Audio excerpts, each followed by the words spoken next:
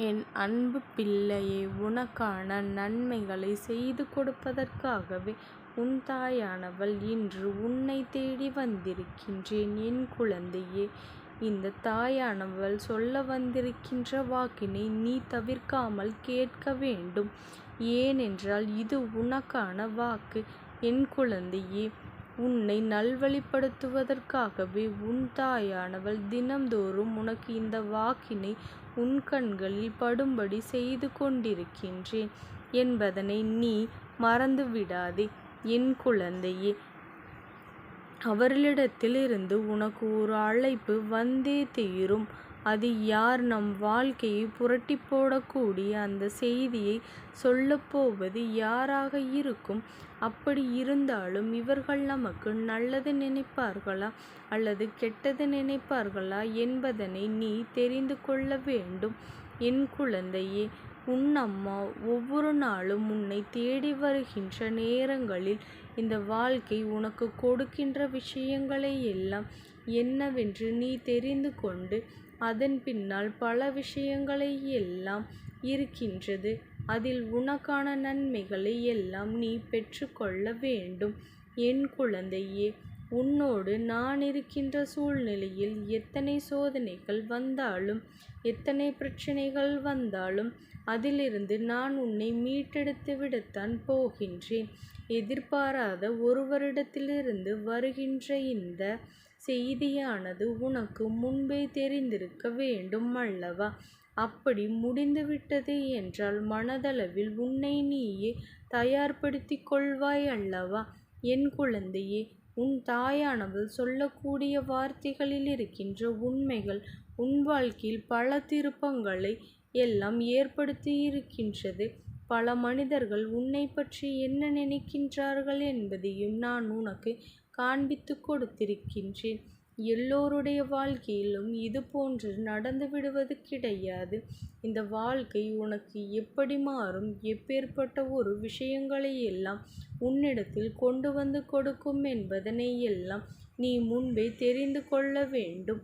என் குழந்தையே, உனக்கு நடக்கும் எதிர்பாராத திருப்பங்களுக்கும் சோதனைகளுக்கும் எந்த இடத்தில் உன்னை அவமானப்படுத்தியதோ, எந்த இடத்தில் உனக்கு கஷ்டங்களை எல்லாம் கொடுத்ததோ அதே இடத்திலிருந்து நீ மீண்டு வந்து நல்லபடியாக வாழ்ந்து ஆக வேண்டும். இதையெல்லாம் உன் வாழ்க்கையில் உனக்கு புரியாத வரை நீயும் விளையாட்டுத்தனமாக சிறு பிள்ளையாகவே இருந்து கொண்டிருந்தாய். எப்பொழுதும் இந்த வாழ்க்கையில் தனித்து விடப்பட்ட பொழுது ஒவ்வொரு விஷயத்தையும் கையாள முடியாமல் மற்றவர்களின் உதவிக்காக நீ ஏங்கிக் கொண்டிருந்தாய் அல்லவா? ஆனால் இப்பொழுது இந்த நிலையை எல்லாம் கடந்து இந்த வாழ்க்கை முழுமையையும் யாரை சார்ந்திருக்க முடியாது. இனி நானே இதையெல்லாம் செய்ய வேண்டும், செய்ய தெரியும், செய்யவில்லை என்றாலும் செய்து பழகி கொள்ள வேண்டும் என்று முடிவெடுத்து விட்டாய் அல்லவா? என் குழந்தையே, உன்னை பெற்றவர்களாக இருந்தாலும் சரி, உன்னுடைய உறவுகளாக இருந்தாலும் சரி, ஒரு குறிப்பிட்ட எல்லை வரைதான் உன்னோடு பயணிக்க முடியும். அதற்கு மேல் அவர்களால் பயணிக்க முடியாது என்பதனை நீ புரிந்து கொள்ள வேண்டும். என் குழந்தையே, உன்னுடைய வாழ்க்கையில் இக்கட்டான சூழ்நிலை வரும்பொழுதுதான் ஒவ்வொரு மனிதர்களின் சுயரூபமும் உனக்கு முழுமையாக தெரிந்து கொள்ள முடியும். அந்த நேரத்தில்தான் யார் உதவி செய்தார்கள், யார் காலை வாரி விடுவார்கள் என்பதனையும் உன்னால் புரிந்து கொள்ள முடியும். இதுவரை நீயாக நினைத்து கொண்டிருக்கலாம், இவர்கள் நல்லவர்கள், இவர்கள் நம்மோடு நட்பாக இருக்கின்றார்கள், இவர்கள் நமக்கு உதவி செய்வார்கள் என்று நினைப்பாய். ஆனால் அவர்கள் மூலமாகவே உனக்கு மிகப்பெரிய ஒரு கஷ்டம் உன்னை தேடி வரும். அப்பேற்பட்ட அவசர காலத்திலும் கூட உன்னை கைவிட்டு அங்கே வேடிக்கை பார்த்து கொண்டிருப்பார்கள். என் குழந்தையே, இப்படியாக இந்த வாழ்க்கையில் சில சோதனைகளை எல்லாம் உனக்கான நல்ல மனிதர்களை எல்லாம் அடையாளம் காட்டித்தான் கொடுக்கப் போகின்றேன். இன்று உன் தாயானவள் நான் சொல்கின்ற ஒரு அழைப்பு உன்னுடைய வாழ்க்கையில் உனக்கு மிகப்பெரிய ஒரு வெற்றியைத்தான் கொடுக்கப் போகின்றது.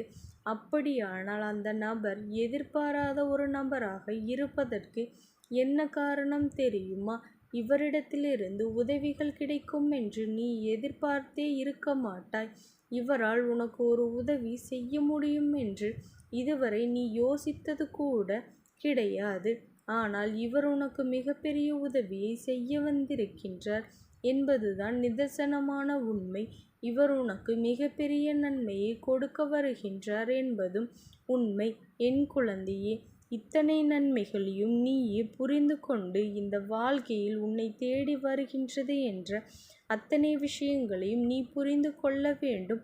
அதற்கு ஏற்றது போல நீயாக உன்னுடைய வாழ்க்கையை நல்லபடியாக எதிர்கொள்ள வேண்டும்.